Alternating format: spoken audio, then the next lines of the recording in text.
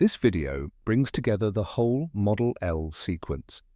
Up to now, we have been looking at the structure one lens at a time: capacity, vergence, current, perspective, array, interest, and purview. Here, we are no longer isolating one mechanism. We are putting the whole machine on the table. The aim is not to treat Model L as a disconnected replacement for traditional socionics. The aim is to show how Model L grows out of Model A and how it makes explicit structural distinctions that Model A compresses into its 8 familiar functions. So this is the synthesis: Model A as the starting point, Model L as the expanded 16-position map.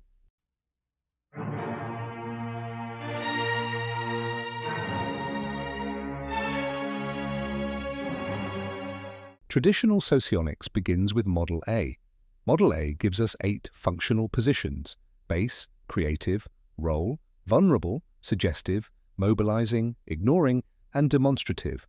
But those positions are not just a list. Each position is defined by a set of function dichotomies. We already know many of these contrasts from classical socionics: strong and weak, mental and vital, valued and unvalued, accepting and producing, inert and contact, bold and cautious, evaluatory and situational. Model L begins here. It does not discard these distinctions. It asks what they become when the functional model is extended from 8 positions to 16. The simplest way to understand Model L is this: Model A shows the central 8 functions. Model L adds the radial 8. The central functions are the territory already familiar from Model A. They are the functions around which the classical model is built. The radial functions complete the 16-position structure.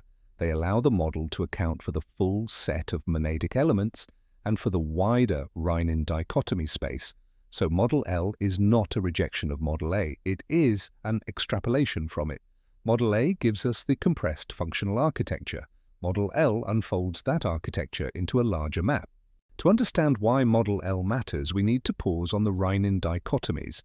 In classical socionics, Reinin dichotomies are one of the theory's most distinctive innovations. They extend the familiar Jungian oppositions into a full set of 15 divisions of the sosion, but historically they have also been difficult to interpret. Some are familiar, rational and irrational, intuitive and sensing, logical and ethical, introverted and extroverted. Others are much stranger as behavioral labels: process and result, aristocratic and democratic, yielding and obstinate, carefree and farsighted, constructivist and emotivist. The mathematical structure is elegant. The semantic interpretation is often less stable. Model L's move is to stop treating these merely as floating behavioral traits and to ask how they appear inside the functional architecture. This is the key bridge between classical socionics and Model L. The Reinin dichotomies give us 15 divisions of the socion, but Model A does not use those 15 divisions as 15 separate behavioral labels. Instead, its 7 familiar function dichotomies each compress a pair of Reinin distinctions: strong and weak, mental and vital, valued and unvalued, accepting and producing, inert and contact, bold and cautious, evaluatory and situational. Each of these is a Model A bridge into a deeper Reinin structure. Model L unfolds those bridges. Each Model A dichotomy becomes a field made from 2 more precise axes. Strong and weak becomes capacity. Mental and vital becomes vergence. Valued and unvalued becomes current. Accepting and producing becomes perspective. Inert and contact becomes array. Bold and cautious becomes interest. Evaluatory and situational becomes purview. So the relationship is not one-to-one. Model L is not simply renaming Reinin dichotomies. It is showing how pairs of Reinin dichotomies combine at the function level to produce a 4-part structural group, a tetrachotomy. The 15th dichotomy is special. Conduct and transduction, traditionally aristocratic and democratic, form the master metabolic axis. But this should not be confused with the visual split between central and radial functions. Model A shows the central 8. Model L adds the radial 8. Conduct and transduction describe the deeper metabolic axis. Central and radial describe how the expanded function map is laid out. This also explains why process and result should not be treated as the master axis. In this mapping, process and result live inside perspective, alongside the accepting and producing bridge. And it explains the counterintuitive tactical and strategic row. In Model L terms, tactical aligns with the more deliberative side, while strategic aligns with the more impromptu side. So this table is the hinge of the whole presentation. Reinin gives the mathematical space. Model A gives the compressed functional bridges. Model L unfolds those bridges into the full 16-position architecture. With the master axis set aside, we now follow the 14 remaining dichotomies through one type, the LII. Each pair of Reinin correspondences becomes two Model L function axes. Cross those axes and we get one tetrachotomy. First, the facet dichotomies, which correspond to strong and weak in Model A. R1, longitudinal facing. At the Reinin level, this corresponds to objective versus subjective, or logical versus ethical. At the function level, Model L expresses it as foreground versus background. Object-facing functions deal most readily with objective conditions, technical details, and structural parameters. Subject-facing functions deal more with personal impressions, moods, attitudes, and interpersonal motivations. I1, latitudinal facility. At the Reinin level, this corresponds to abstract versus concrete, or intuitive versus sensing. At the function level, Model L expresses it as facile versus resistant. Facile functions are easier to sustain. Resistant functions require more effort to keep in focus. Cross R1 and I1 and we get capacity. Foreground plus facile is preeminent. Foreground plus resistant is auxiliary.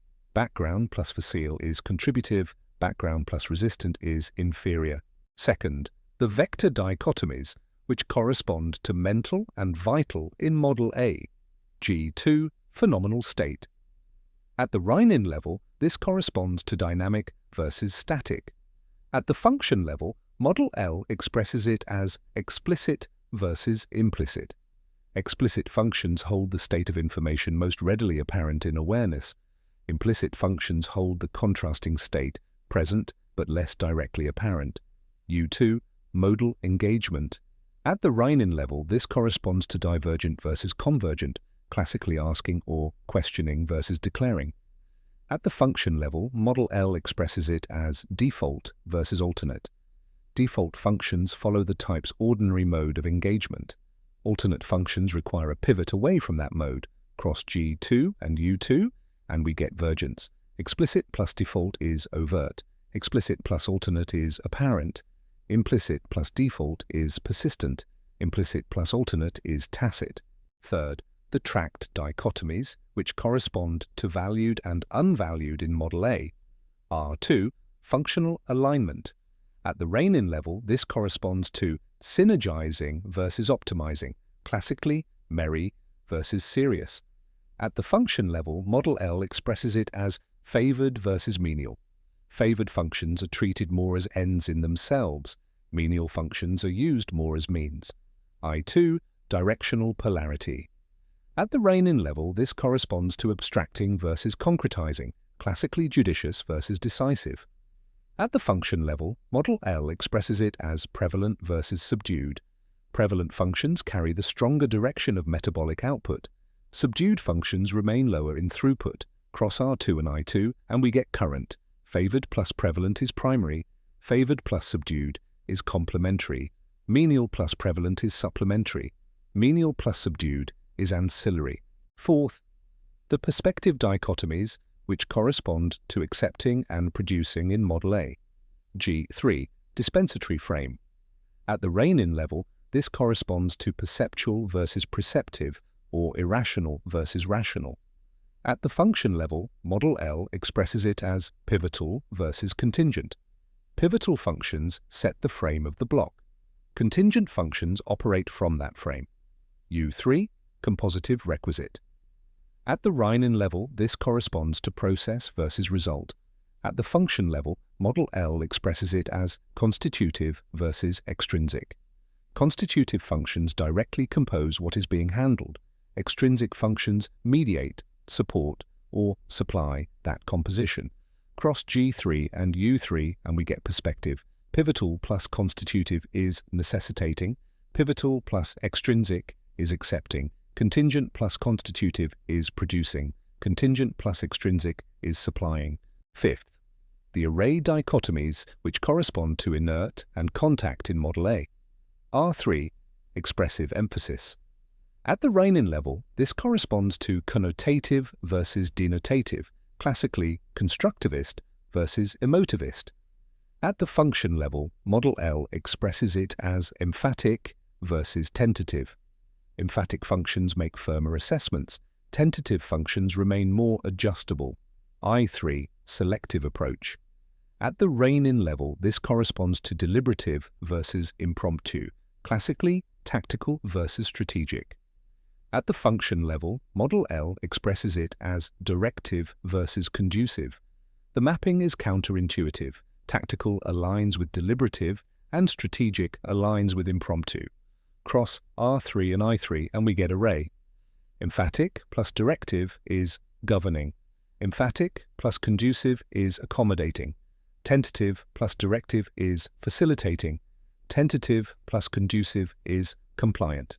Sixth, the orientation or interest dichotomies, which correspond to bold and cautious in Model A. G4, focal concentration. At the Reinin level, this corresponds to intensive versus extensive, classically introverted versus extroverted. At the function level, Model L expresses it as bold versus discrete. Bold functions gather more concentrated attention. Discrete functions are handled more indirectly. U4, attentional concern.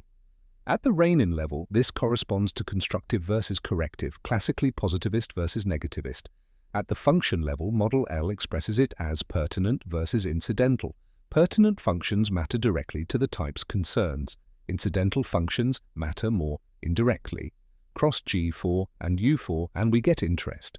Bold plus pertinent is salient. Bold plus incidental is adjunct. Discrete plus pertinent is germane. Discrete plus incidental is tangential. Seventh, the purview or occupation dichotomies, which correspond to evaluatory and situational in Model A. R4, preceptive domain. At the Reinin level, this corresponds to elucidative versus acquisitive, classically yielding versus obstinate. At the function level, Model L expresses it as consistent versus variable. Consistent functions maintain steadier activity. Variable functions fluctuate more with context. I4, functional view. At the Reinin level, this corresponds to circumspect versus anticipatory, classically carefree versus farsighted. At the function level, Model L expresses it as immersive versus cursory. Immersive functions draw fuller focus. Cursory functions remain closer to the edge of attention. Cross R4 and I4 and we get purview. Consistent plus immersive is engrossing. Consistent plus cursory is peripheral. Variable plus immersive is collateral. Variable plus cursory is attendant. So the pattern is now complete. Two Reinin correspondences become two Model L function axes.